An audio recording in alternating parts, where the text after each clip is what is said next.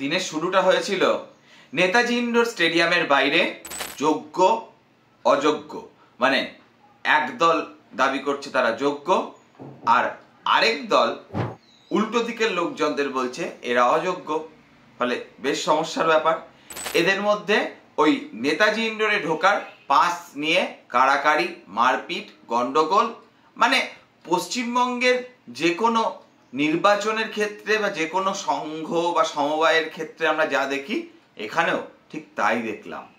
যেমন পশ্চিমবঙ্গে কোঅপারেটিভ নির্বাচন করতে হয় কেন্দ্রীয় বাহিনী দিয়ে, তাতেও যে লাভের লাভ খুব একটা কিছু হয় এমনটা নয়, কিন্তু করতে হয়, এটাই বাস্তবতা। ঠিক তেমনই চিত্র উঠে এলো এই নেতাজি ইন্ডোরের বাইরে। এই দিয়ে দিনটা শুরু হয়েছিল।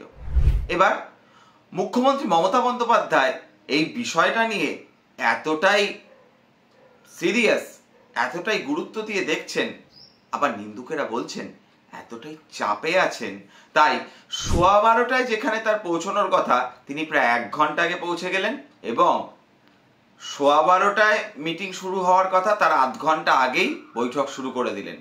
এবং বৈঠকের শুরুতে যেসব চাকরিহারারা বক্তব্য রাখছিলেন এই সংগঠনের পক্ষ থেকে, কোথাও কোথাও কেউ কেউ বলছেন যে এরা কি তৃণমূল কংগ্রেসের কোনো শাখা সংগঠনের সদস্য, কারণ এরা প্রত্যেকেই মুখ্যমন্ত্রী মমতা বন্দ্যোপাধ্যায়ের প্রতি বিগলিত হয়ে গিয়ে সুপ্রিম কোর্টের রায়ের তো সমালোচনা করলেনই, রায়ের সমালোচনা তারা করতে পারেন, কিন্তু সরাসরিভাবে সুপ্রিম কোর্টের মাননীয় প্রধান বিচারপতির সমালোচনা করলেন, কার্যত ব্যক্তি আক্রমণ করলেন, যেটাকে আদালত অবমাননা ছাড়া অন্য কিছু বলা যায় বলে আমরা অন্তত জানি না। এবার এই চাকরিহারাদের পরেই আরো বিষয়টা বিশ্বাস করতে মানে সুবিধে হচ্ছিল যে এটা না, এটা তৃণমূলের কোনো শাখা সংগঠনের সমাবেশ। হ্যাঁ, বলতে উঠলেন বিশিষ্ট সাহিত্যিক আবুল বাশার, যিনি কিনা বর্তমানে তার কলমের প্রতি খুব একটা সম্মান রাখেন না, যতটা সম্মান তিনি মুখ্যমন্ত্রী মমতা বন্দ্যোপাধ্যায়কে দেখান। তাই তার আবার একটা নতুন খেতাবও জুটেছে বাংলার সমাজ জীবনে। লোকজন আজকাল তাকে স্তাবক বলে ধরে নিয়েছেন, শাসকের স্তাবক, স্তাবকতা করছেন। তিনি তো বলতে উঠেই একেবারে ভারতবর্ষের বিচার ব্যবস্থার প্রতি অনাস্থা প্রকাশ করলেন, বললেন বিচার ব্যবস্থা নাকি কানাগলিতে ঢুকে গিয়েছে। বেশ, আবুল বাশার সাহেব তার নিজের কলমের প্রতি ওই যে সুবিচার করতে পারলেন না, তিনি প্রশ্ন তুললেন ভারতবর্ষের বিচার ব্যবস্থা নিয়ে।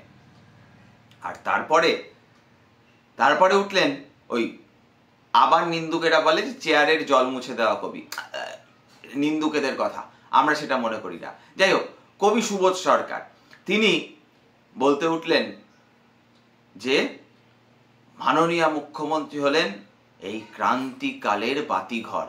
মনে হচ্ছিল চাকরি প্রার্থীদের, মানে চাকরি যাদের চলে গিয়েছে, চাকরিহারাদের সমাবেশের আলোচনা বা বৈঠক শুনছি না, কোনো কবি সম্মেলনে বক্তব্য শুনতে এসেছি, বা কোনো রাজসভা, সেই আগেকার দিনে যেমন হতো রাজসভায় সেই রাজকবি বা হীরক রাজার দেশে মনে আছে সেই বিভিন্ন সভাসদরা মহারাজকে তুষ্ট করার জন্য বিভিন্ন ধরনের সেই ছন্দ মিলিয়ে মিলিয়ে বলতেন, অনাহারে নাই খেদ, বেশি খেলে বাড়ে মেদ, সেই রকম ব্যাপার স্যাপার আর কি। লেখাপড়া করে যে অনাহারে মরে সে। তা সুবোধবাবুর ওই ক্রান্তিকালে বাতিঘর শুনে আমার হীরক রাজার দেশের কথাই মনে পড়ছিল বারবার। এবার এই মনে পড়াটা ন্যায় নাকি অন্যায় তার বিচার কে করবে? আপনারাই বিচারক, আপনারা বিচার করবেন। এমন চলছিল।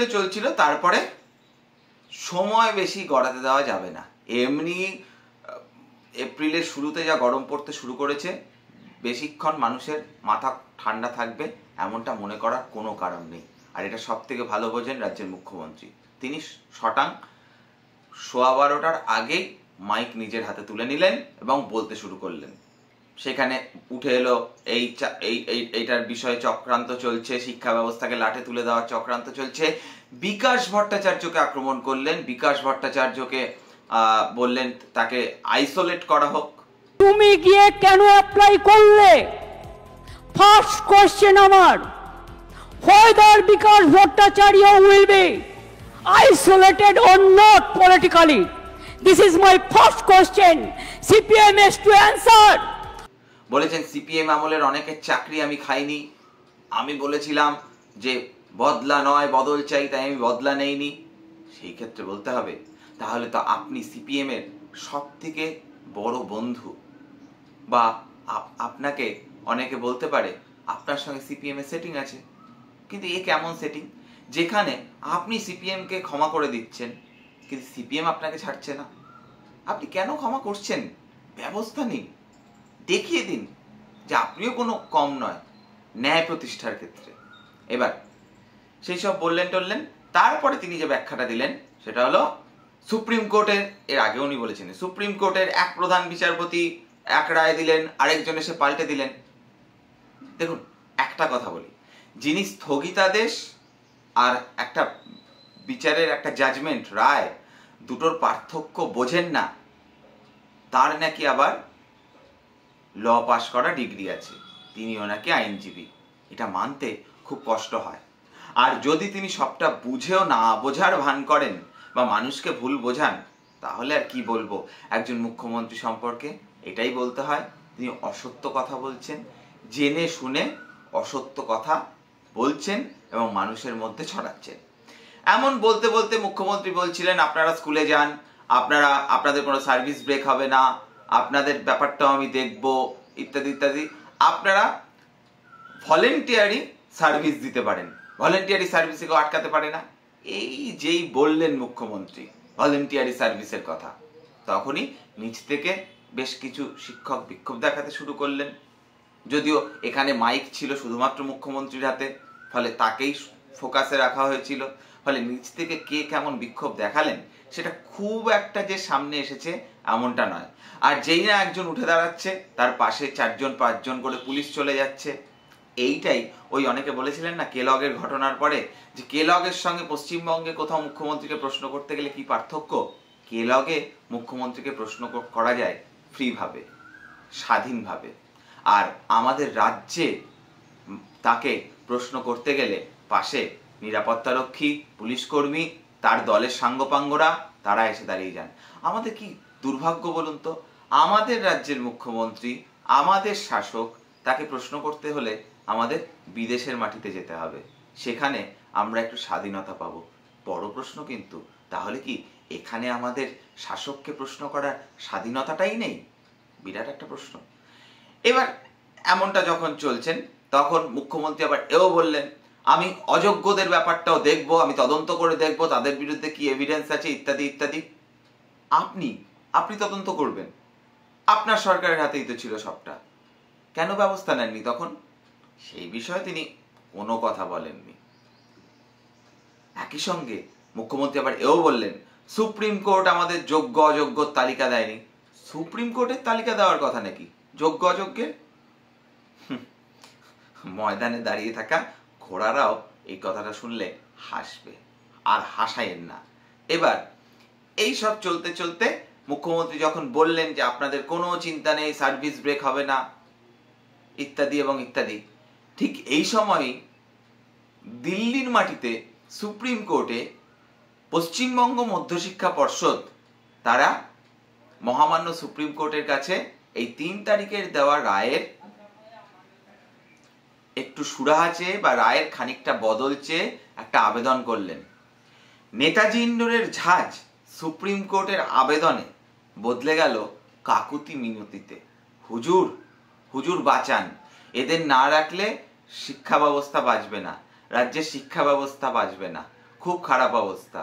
এবং সেখানে স্বীকার করে নেওয়া হচ্ছে যেখানে জাতীয় গড়ে 2009 সালের আইনে পরিষ্কার বলা আছে ছাত্র শিক্ষক অনুপাত হবে 1:30, পশ্চিমবঙ্গে সেটা 1:52।